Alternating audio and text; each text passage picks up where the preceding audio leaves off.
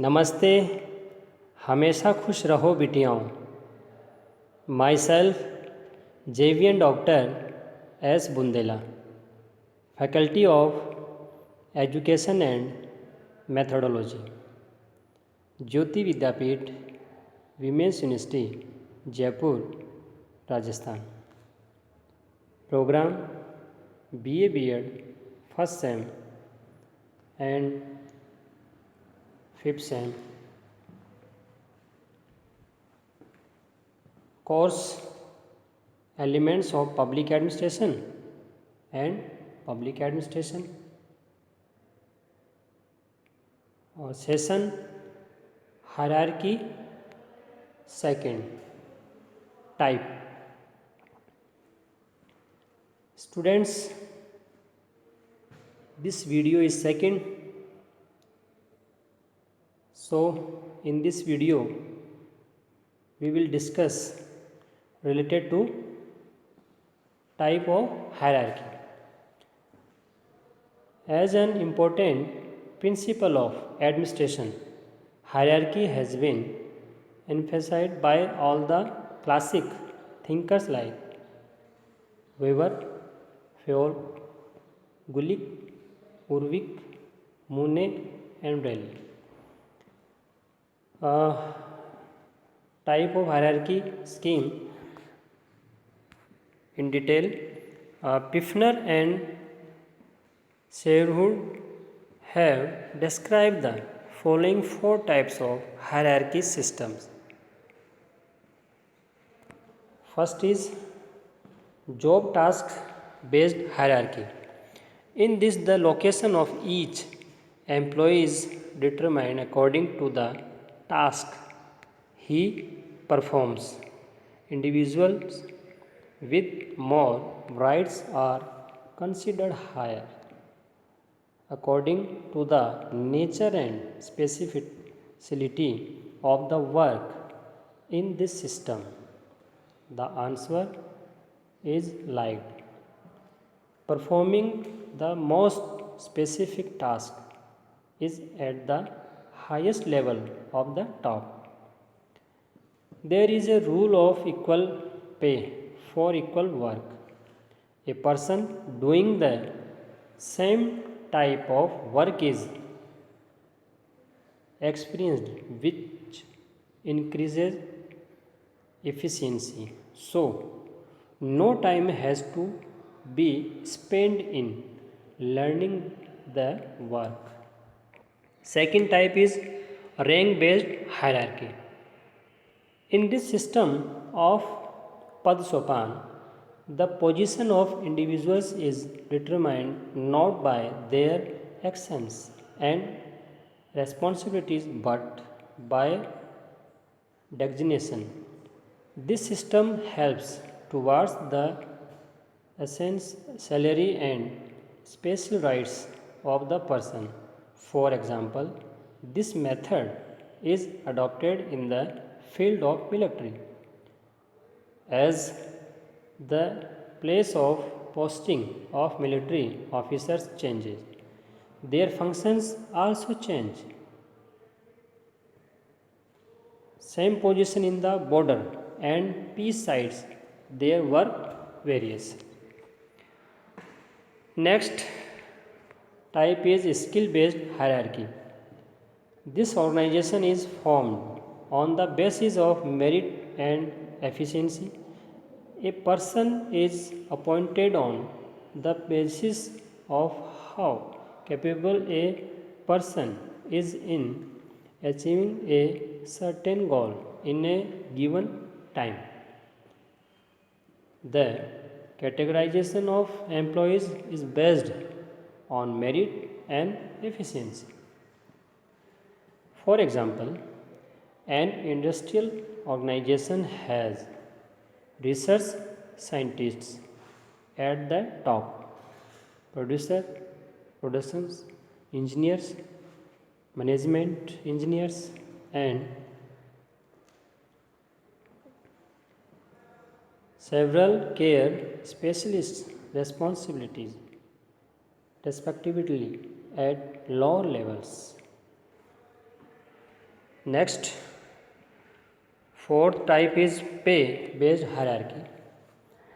In this system, the highest paid person is at the highest peak and the lowest paid person at the lowest levels is the training, and experience is also determined on the basis of salary. This session prepared Jyoti Vidyapeeth Women's University Digital Version 2.0. If you have any query, please mention comment box. Thank you. बच्चों, हम English में इस session को देखने के बाद में अब हम हिंदी में देखते हैं। हिंदी के हमारे पास स्टूडेंट्स होते हैं, उनके लिए देखिए, हमने इस सेशन में बात करी है पद सोपान के प्रकार को लेकर। हमने अपने पिछले सेशन में बात की थी पद सोपान का अर्थ क्या होता है, हायरार्की का, और उसके लक्षण क्या है, विशेषताएं क्या है, कैरेक्टरिस्टिक्स की। अब हम बात कर रहे हैं इसके प्रकार की। ठीक है, तो पद सोपान प्रणाली के प्रकार जो हैं उसको लेकर हम बात कर रहे हैं। इसमें सबसे पहले एक इससे संबंधित बातें जो समर्थक विद्वान हैं उनको लेकर हम बात कर रहे हैं। प्रशासन के एक महत्वपूर्ण सिद्धांत के रूप में हायरार्की को वेबर, फ्योल, गुलिक, उर्विक, मोनेरेली जैसे जो क्लासिकल, जो शास्त्रीय विचारक हैं उनके द्वारा जोर दिया गया है या फिर इनको समर्थन किया गया है। ठीक है, उन्होंने कहीं ना कहीं इस बात को समर्थन किया है। अब देखिए, जो इसके जो प्रकार हैं उसको हम एक एक करके देखेंगे। 4 इसके प्रमुख प्रकार हैं, टाइप, जिसमें पिफनर और शेरवुड, इन्होंने इसको 4 भागों में डिवाइड किया है। ठीक है, पहला जो है जॉब टास्क आधारित पदानुक्रम या पद सोपान। इसमें प्रत्येक कर्मचारी का स्थान उसके द्वारा किए जाने वाले कार्य के अनुसार तय होता है। अधिक अधिकार वाले व्यक्तियों को अधिक ऊंचा स्थान मिलता है। ठीक है, हायर पोस्ट पर होता है। इस प्रणाली में कार्य की प्रकृति और विशेषता के अनुसार उत्तर जुड़ा रहता है। सबसे विशेष कार्य निष्पादन करना किसका काम है? उच्चतम स्तर के अधिकारी का। समान काम के लिए समान वेतन का इसमें नियम होता है। ठीक है, जितना ज़्यादा काम उतना पैसा, जितना कम काम उतना कम पैसा। एक ही प्रकार का कार्य करने वाले व्यक्ति को अनुभव होता है, जिससे कार्य कुशलता बढ़ती रहती है। इसलिए काम सीखने में कोई समय नहीं लगाना पड़ता है यहाँ पर। नेक्स्ट है दूसरा, रैंक आधारित पद सोपान या पदानुक्रम।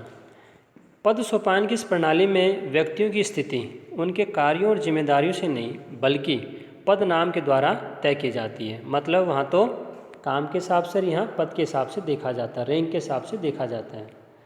इस प्रणाली में या यह प्रणाली व्यक्ति के सार, वेतन और विशेष अधिकारों की और मदद करता है।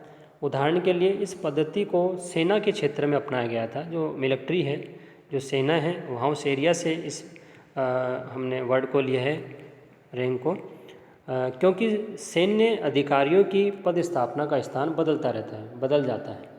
उनके कार्य भी उस हिसाब से बदल जाते हैं। सीमा और शांति स्थलों में एक ही स्थिति में होने के बावजूद उनका काम बदलता रहता है। मान लीजिए जब शांति है, युद्ध की स्थिति नहीं है, तो ऑफिस में है तो ऑफिस के हिसाब का काम करते हैं, और जब युद्ध के हालात होते हैं तो बॉर्डर पे जाते हैं तो उस हिसाब से काम उनका रहता है। देखिए, काम बदलते रहते हैं, पर यहाँ क्या है, रैंक वही रहेगी। मान लीजिए अगर कोई कर्नल है तो वो कर्नल ही रहेगा। ठीक है, अलग अलग काम करने से वो कर्नल एक का नाम ही बना रहता है। आपके कहने का मतलब ये है, रैंक उसकी बनी रहती है। अब अगला है कौशल आधारित पदानुक्रम या पद सोपान। यह संगठन योग्यता और दक्षता के आधार पर बनता है। एक व्यक्ति की नियुक्ति इस बात के आधार पर की जाती है कि व्यक्ति किसी निश्चित समय में एक निश्चित लक्ष्य को प्राप्त करने में कितना सक्षम है। कर्मचारियों का वर्गीकरण योग्यता और दक्षता पर आधारित होता है। तो जिसमें ज़्यादा अधिक योग्यता वो उतने ही ऊपर या हायर पोस्ट पर होता है। ठीक है, जिसमें कम वो उसी हिसाब से कम पोस्ट पर या नीचे की पोस्ट पर होता है। उदाहरण के लिए एक औद्योगिक संगठन में निचले क्रम में एक आपके जैसे उत्पादन इंजीनियर, प्रबंधन इंजीनियर और कई देखभाल विशेषज्ञों के अनुसंधान वैज्ञानिक होते हैं। ठीक है, तो जो इंजीनियर हैं वो सबसे ऊपर बड़ा, उसके नीचे उसका कम जो क्या नाम योग्यता रखता है वो, और उसके बाद में सबसे नीचे कम योग्यता रखने वाला। ठीक है, जैसे आप पे इंजीनियर में आपके जैसे अय्यन हो गया सबसे ऊपर, उसके नीचे जयन और फिर नीचे फीडर वगैरह। तो इस प्रकार से आपके जिसमें ज़्यादा कौशल ज़्यादा है उस हिसाब से वो उसी हिसाब से पोस्ट पर बना रहता है। अब चौथा है वेतन आधारित पदानुक्रम या पद सोपान। इस प्रणाली में उच्चतम भुगतान वाला व्यक्ति शिखर पर होता है, टॉप पर होता है। जिसके पास ज़्यादा सैलरी आएगी होगी वो सबसे उसी हिसाब से पोस्ट पर होगा। ठीक है, और निम्नतम स्तर पर सबसे कम भुगतान लेने वाला व्यक्ति होगा। मान लीजिए किसी की सैलरी सबसे कम है तो सबसे नीचे होगा। ठीक है, तो वेतन के आधार पर पद सोपान व्यवस्था बनी रहती है और वेतन के आधार पर अनुभव भी तय होते हैं, निर्धारित होते हैं आपके। ठीक है, तो हमने आज पद सोपान का जो प्रकार है उस पर बात की। आगे के सेशन में हम इससे संबंधित आगे की बात करेंगे। तो आज के लिए इतना ही। धन्यवाद बच्चों। ये जो सेशन है वो डिजिटल वर्जन 2.0 ज्योति विद्यापीठ महिला विश्वविद्यालय के द्वारा तैयार किया गया है। अगर इससे संबंधित आपकी कोई क्वेरी है, कुछ समस्या है, तो आप कमेंट बॉक्स में लिख सकते हैं मेरे वीडियो में, और आप ये वीडियो इस प्रकार के देखते रहिए, आपको नए नए ज्ञान की अनुभूति होगी। धन्यवाद। आज के लिए इतना ही।